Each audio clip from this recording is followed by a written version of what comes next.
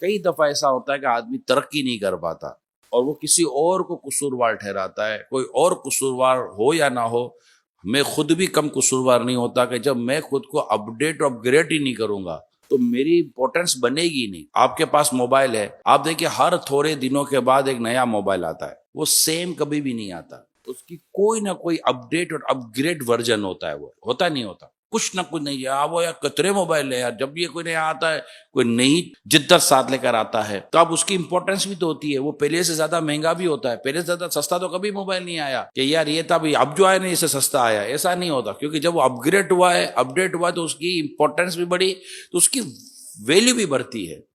تو اگر کوئی شخص چاہے کہ میں جس فیلڈ میں ہوں، کسی بھی فیلڈ کی میں بات کر رہا ہوں آپ سے، ایون کہ کسان کی بات کریں، آپ موچی کی بات کریں، یار آپ کسی کی بھی بات کر لیں، آپ واٹ ایور آپ کی بھی جو جابس ہیں، آپ کا بھی جو کاروبار، آپ کا بھی جو بزنس ہوتا ہے، دو باتیں بہت امپورٹنٹ ہوتی ہے: خود کو حالات اور واقعات کے مطابق اپڈیٹ کرنا اور اپ گریڈ کرنا. نیٹ ورک ہی نہیں ہے موبائل کے اندر تو کیا اپڈیٹ ہونا نہ کیا اپ گریڈ ہونا، تو پھر وہ اولڈ ورژن میں ہی چیزیں چل رہی ہوتی ہیں. تو اس کے لیے معلم کو چاہیے، استاد کو چاہیے، مینجمنٹ کو بھی چاہیے کہ وہ مینجمنٹ کی جو بھی نئی نئی چیزیں سامنے آتی ہیں اس کو پڑھیں، اس کو سمجھیں، اس کو سیکھیں. پڑھانے کے انداز، سمجھانے کے انداز، سکھانے کے انداز یہ ہر وقت بدلتے رہتے ہیں، کیونکہ لوگوں کی سوچیں بدلتی رہتی ہیں.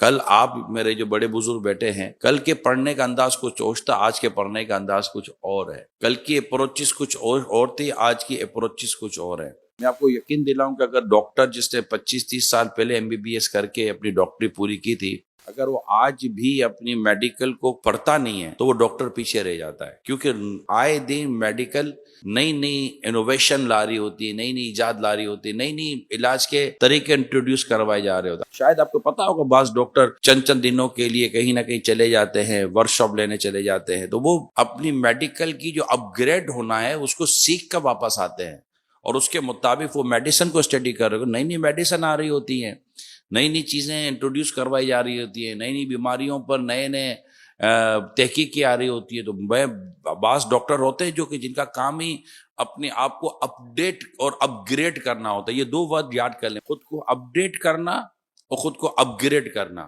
دونوں چیزیں ضروری ہوتی ہیں، اس کے لیے مطالعہ بہت ضروری ہے.